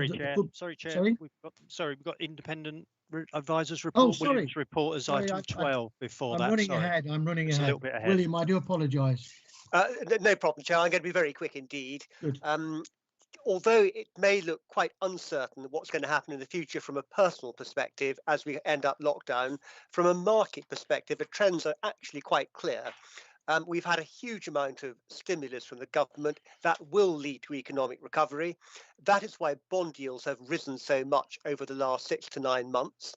And over the course of this year, what normally happens at this stage is that investors start to sell financial assets and invest in the real economy, because that's where they can get better returns. And I expect that's what's going to happen.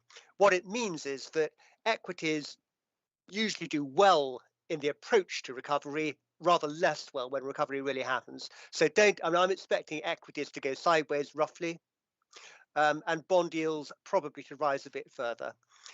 The one thing to watch out for in the longer term is yet again inflation. I talked about this for a long time. There's got to be inflation at some point in the future. I'm not convinced it's going to happen absolutely immediately. probably 3 to 5 years out. But that's what I'm watching most carefully. Okay, thank you, William. But should we notice things happening in the markets, we can come back and our asset allocation and change our strategy from that point of view. Yeah, and I think, long-term strategy we've been discussed earlier today, Yeah. that is designed to cope with Yeah. a whole range of different scenarios, but we are monitoring the market very carefully from kind of month to month. Thank you. Any other questions or comments, please? I'll formally move the recommendation, page 61. I'll second that and reserve the right. And open up for any questions or comments, please, for William. No. Okay. I hope I'm right. We need to move to the vote then. Just would you please indicate for? Any against or abstentions, please? No. Okay, that's carried. Thank you. So I guess 13 was unlucky for some. I brought it in too early, but exclusion of the public. The committee will be invited to resolve that the public be excluded for the remainder of the meeting on the grounds that the discussions are likely to involve disclosure of exempt information described in Schedule 12A of the Local Government Act 1972, and the public interest in maintaining the exemption outweighs the public interest in disclosing the information. And that the independent advisor, Mr. William Bourne, remains in the meeting. Do I have a seconder, please? I'll second that, Chairman. Okay. Can members indicate their approval, please, in the usual way? And I must ask if there's any abstentions or any against, please. Okay, that's carried. Thank you. May I ask colleagues to cease the YouTube broadcast? Thank you. Thank you.